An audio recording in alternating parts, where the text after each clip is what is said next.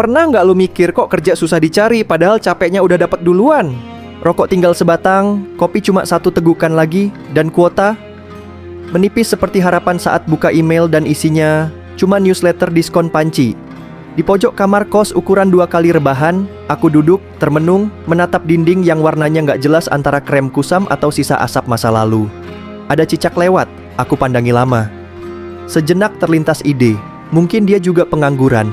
Bedanya, dia bisa merayap di langit-langit, sementara aku masih merayap di kolom lowongan kerja online yang isinya makin absurd. Maksimal umur 23, pengalaman minimal 5 tahun, bisa coding, bisa desain, bisa ngopi bareng klien. Lah, aku umur 27, pengalaman banyak. Nganggur sejak pandemi, gagal tes CPNS, magang gak dibayar, dan jadi admin grup keluarga yang isinya ribut soal arisan. Kuhela napas panjang, rokok tinggal sebatang ini seakan-akan tahu bahwa dia bukan sekadar tembakau, tapi teman berbagi nasib. Setiap isapannya bukan cuma asap yang keluar, tapi keluh kesah, mimpi yang sempat menggebu, dan email balasan HRD yang gak kunjung datang. Kopi di gelas retak ini pun tinggal satu tegukan lagi.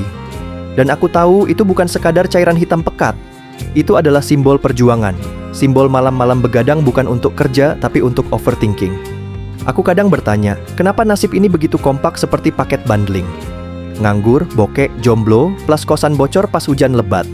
Kuota juga nggak mau ketinggalan, tinggal sisa 48 MB, cukup buat buka satu video TikTok dan 5 komentar toksik dari netizen budiman. Ah, hidup. Dulu waktu kecil aku ingin jadi astronot. Sekarang, aku justru lebih dekat ke orbit kemiskinan. Setiap hari, rutinitasku sakral. Bangun jam 10, cek HP, nggak ada notifikasi, mandi kalau sempat, ngopi, ngerokok, dan scroll-scroll lowongan kerja yang makin hari makin mirip lamaran ke presiden. Kadang aku ingin protes. Tapi protes ke siapa? Sama diri sendiri pun udah lelah. Kalau hidup ini sinetron, maka aku figuran yang dialognya cuman aduh. Tapi ya begitulah, hidup pengangguran memang absurd. Dibikin ketawa aja sekalian biar nggak gila sendiri. Kapan kerja, nak? Saya jawab. Doakan aja, Bu. Padahal dalam hati, doa doang nih, Bu. Kalau ada link kerjaan juga boleh dikirim, siapa tahu cocok.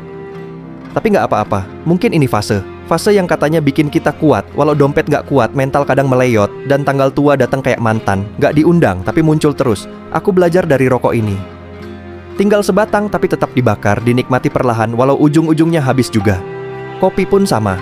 Satu tegukan lagi jadi penutup pagi yang belum tentu berubah jadi siang yang cerah. Dan kuota. Ya, kuota. Sama seperti harapan, kadang harus dihemat, kadang tiba-tiba habis di saat paling butuh.